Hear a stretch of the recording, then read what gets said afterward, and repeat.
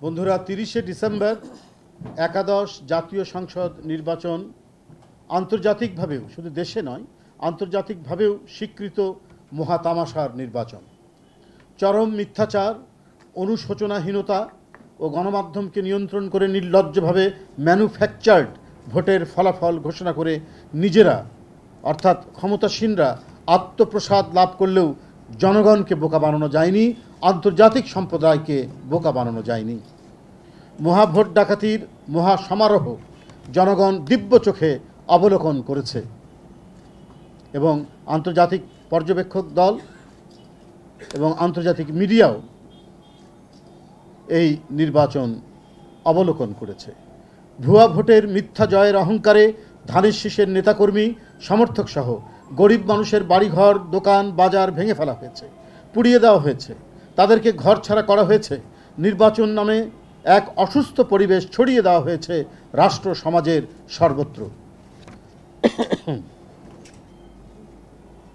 নির্বাচন পূর্বাপর ভুয়া ভোটের সরকারের জয়োল্লাসের প্রকোপে চারিদিকে শুধু হিংসার ছবি, হিংসার দৃশ্য। প্রহসনের নির্বাচন করতে নির্বাচন কমিশন, আইন আদালত, পুলিশ প্রশাসন সবই ভুয়া ভোটের সরকারের প্রধানমন্ত্রী শেখ হাসিনার আঙ্গুলি হেলনে উঠ বস করত। ধূর্তামি, শঠতা ও নির্মম দমন পীড়নের মাধ্যমে অনেক আগে থেকেই নির্বাচনী মাঠ কবজায় নিয়ে তারা একতরফা নির্বাচনের সকল প্রস্তুতি সম্পন্ন করছিল।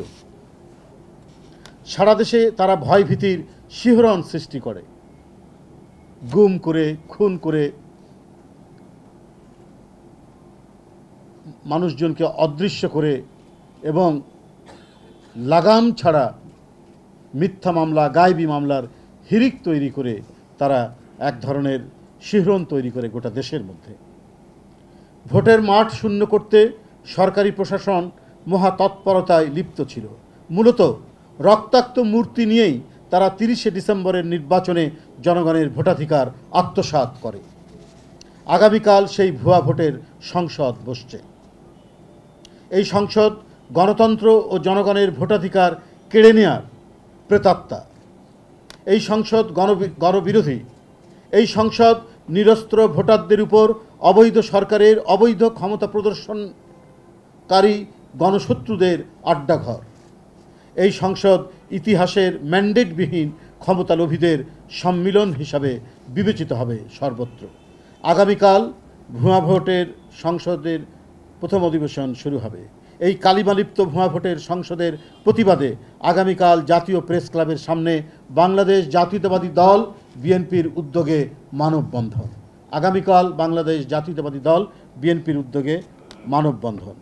বন্ধুরা, আগামী 8ই ফেব্রুয়ারি আপনারা জানেন 11টা থেকে 12টা মানববন্ধন, 11টা থেকে 12টা। আগামী 8ই ফেব্রুয়ারি এদেশের গণমানুষের নেত্রী, গণতন্ত্রের নেত্রী, গণতন্ত্র এবং ব্যক্তি অবিভাজ্য যে নামটি উচ্চারিত হয় সে নামটি হচ্ছে দেশনেত্রী বেগম খালেদা জিয়া। তাকে একটি চক্রান্ত এবং জাতীয় আন্তর্জাতিক মাস্টার প্ল্যানের মাধ্যমে মিথ্যা মামলায় কারারুদ্ধ করা হয়েছে। এটির প্রতিবাদে অর্থাৎ দেশনেত্রী গণতন্ত্রের মা বেগম খালেদা জিয়ার মুক্তির দাবিতে এবং তিনি সহ দেশের বিভিন্ন কারাগারে হাজার হাজার নেতাকর্মীর মুক্তির দাবিতে আগামী 8ই ফেব্রুয়ারি শুক্রবার সরওয়ার্দী উদ্যানে জনসভার সিদ্ধান্ত গ্রহণ করেছে বিএনপি। জনসভা অনুষ্ঠিত হবে এবং এই জন্য প্রয়োজনীয় যে সমস্ত কর্তৃপক্ষ আছে, সংশ্লিষ্ট যে কর্তৃপক্ষ আছে, তাদেরকে আমরা ইতিমধ্যেই সবার কাছে আমরা চিঠি দিয়েছি। বিষয়টি আপনাদেরকে অবহিত করলাম। এরপরে একটা জিনিস, এটা নারায়ণগঞ্জ জেলা বিএনপির সহসভাপতি ব্যারিস্টার পারভেজ আহমেদ মিথ্যা ও বানোয়াট মামলায় জামিন লাভের পরেও 3বার তাকে জেলগেট থেকে গ্রেপ্তার করেছে ডিবি পুলিশ। প্রতিবারই তার নামে নতুন নতুন রাজনৈতিক উদ্দেশ্যপ্রণীত মামলা দায়ের করা হচ্ছে। সবচেয়ে পরিতাপের বিষয় হলো পরিবারের সদস্যদেরকে তার সাথে দেখা সাক্ষাৎ করতে দেওয়া হচ্ছে না। অসত্য ভুয়া মামলায় জামিন লাভের পরও ব্যারিস্টার পারভেজ আহমেদকে বারবার কারা ফটক থেকে গ্রেপ্তার ও নতুন মামলা দায়েরের ঘটনায় আমরা তীব্র নিন্দা ও প্রতিবাদ জানাচ্ছি এবং অবিলম্বে তার মিথ্যা মামলা প্রত্যাহার সহ অবিলম্বে নিঃশর্ত মুক্তির দাবি করছি। এটি একটি ঘটনা উল্লেখ করলাম।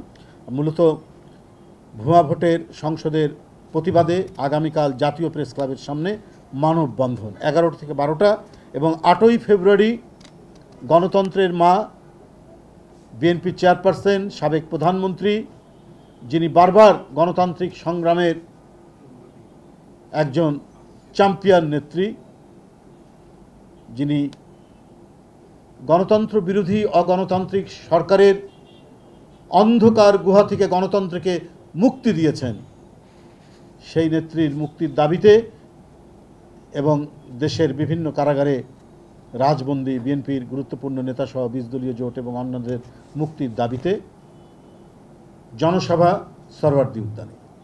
আপনাদের সকলকে ধন্যবাদ। 8ই ফেব্রুয়ারি।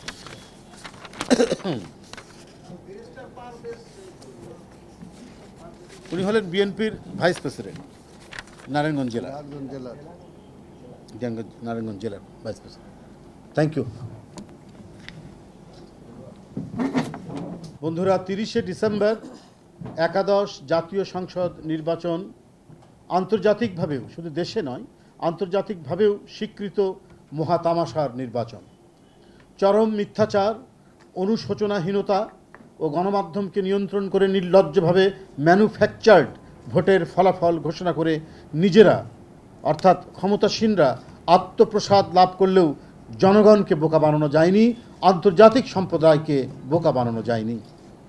মহাভোট ডাকাতির মহাসমারোহ জনগণ দিব্য চোখে অবলোকন করেছে এবং আন্তর্জাতিক পর্যবেক্ষক দল এবং আন্তর্জাতিক মিডিয়াও এই নির্বাচন অবলোকন করেছে। ভুয়া ভোটের মিথ্যা জয়ের অহংকারে ধানের শীষের নেতাকর্মী সমর্থক সহ গরিব মানুষের বাড়িঘর, দোকান, বাজার ভেঙে ফেলা হয়েছে, পুড়িয়ে দেওয়া হয়েছে, তাদেরকে ঘর ছাড়া করা হয়েছে। নির্বাচন নামে এক অসুস্থ পরিবেশ ছড়িয়ে দেওয়া হয়েছে রাষ্ট্র সমাজের সর্বত্র। নির্বাচন পূর্বাপর ভুয়া ভোটের সরকারের জয়োল্লাসের প্রকোপে চারিদিকে শুধু হিংসার ছবি, হিংসার দৃশ্য। প্রহসনের নির্বাচন করতে নির্বাচন কমিশন, আইন আদালত, পুলিশ প্রশাসন সবই ভুয়া ভোটের সরকারের প্রধানমন্ত্রী শেখ হাসিনার আঙ্গুলি হেলনে উঠবস করত। ধূর্তামি, শঠতা ও নির্মম দমনপীড়নের মাধ্যমে অনেক আগে থেকেই নির্বাচনী মাঠ কবজায় নিয়ে তারা একতরফা নির্বাচনের সকল প্রস্তুতি সম্পন্ন করছিল। সারা দেশে তারা ভয়ভীতির শিহরণ সৃষ্টি করে, গুম করে, খুন করে, মানুষজনকে অদৃশ্য করে এবং লাগাম ছাড়া মিথ্যা মামলা, গায়েবী মামলার হিড়িক তৈরি করে তারা এক ধরনের শিহরণ তৈরি করে গোটা দেশের মধ্যে।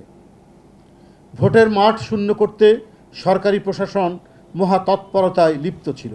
মূলত রক্তাক্ত মূর্তি নিয়েই তারা 30শে ডিসেম্বরের নির্বাচনে জনগণের ভোটাধিকার আত্মসাৎ করে। আগামীকাল সেই ভুয়া ভোটের সংসদ বসছে। এই সংসদ গণতন্ত্র ও জনগণের ভোটাধিকার কেড়ে নেওয়ার প্রেতাত্মা। এই সংসদ গণবিরোধী। এই সংসদ নিরস্ত্র ভোটারদের উপর অবৈধ সরকারের অবৈধ ক্ষমতা প্রদর্শনকারী গণশত্রুদের আড্ডাঘর। এই সংসদ ইতিহাসের ম্যান্ডেটবিহীন ক্ষমতালোভীদের সম্মিলন হিসাবে বিবেচিত হবে সর্বত্র। আগামীকাল ভুয়া ভোটের সংসদের প্রথম অধিবেশন শুরু হবে। এই কালিমালিপ্ত ভুয়া ভোটের সংসদের প্রতিবাদে আগামীকাল জাতীয় প্রেস ক্লাবের সামনে বাংলাদেশ জাতীয়তাবাদী দল বিএনপির উদ্যোগে মানববন্ধন। আগামীকাল বাংলাদেশ জাতীয়তাবাদী দল বিএনপির উদ্যোগে মানববন্ধন। বন্ধুরা, আগামী 8ই ফেব্রুয়ারি আপনারা জানেন 11টা থেকে 12টা মানববন্ধন 11 থেকে 12টা। আগামী 8ই ফেব্রুয়ারি এদেশের